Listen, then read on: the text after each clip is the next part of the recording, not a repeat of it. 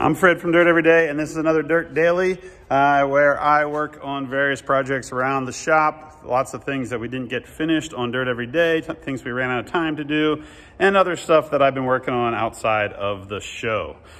Today I'm still working on this 4Runner, the one that we call Pond Scum. And the reason we call it Pond Scum is because I painted it this green color and the paint never really dried, and then we took a 4-wheel in and now there's junk stuck in the paint. It's basically the worst paint job ever, but it still looks kind of cool because I've never seen this color green on a 4Runner. And what I'm doing on it today is I'm working on these body mount relocations.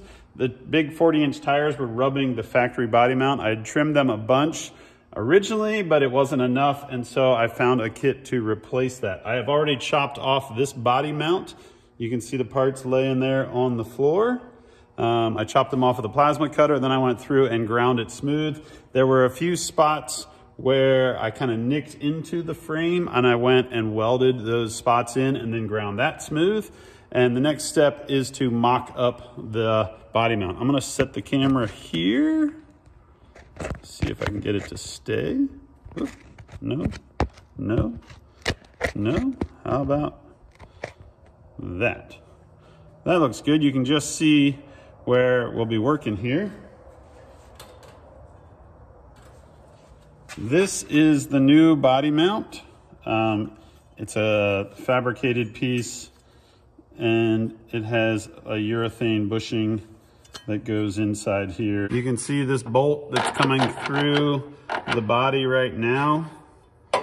This is the mount from DRT. It's basically uses like a energy suspension, Daystar style body mount. I think this is actually energy suspension.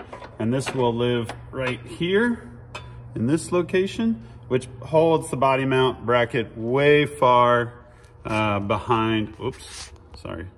Which holds it way far behind the edge of the body here. So if the tire comes up more, it's gonna rub body and no longer the hard part of the frame.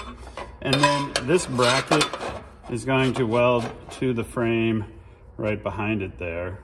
And everything's gonna live pretty much like that. I'm going to mark where I want this to live. And then get to tacking it in place.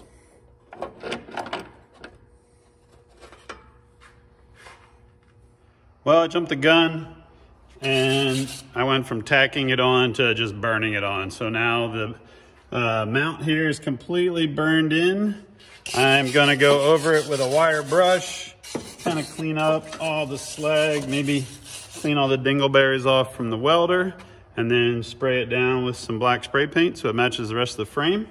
I'm gonna come in here with the screw jack and lift the body up just a hair to squeeze the mount in there, and then bolt it all together, and the body mount change over will be finished.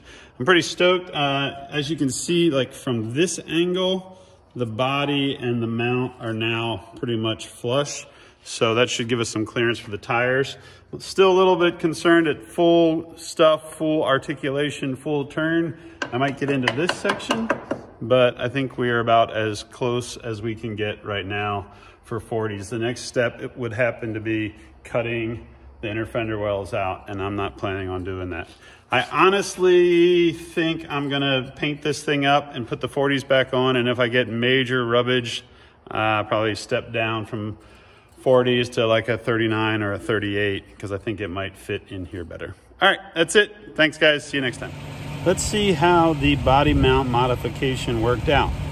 Looking up underneath here, you can see that the tire is no longer hitting the body mount, which is good. However, now the tire is getting right into the body right here. So I'm wrapping up the body mount modifications on the 4Runner. I put the 40s back on. They still rub, but now they rub the body and not the body mount itself. And in the rear, if you've seen the episode, it's been completely hacked out to fit 40s. There's a bunch of sheet metal work required to keep the 40-inch tires on.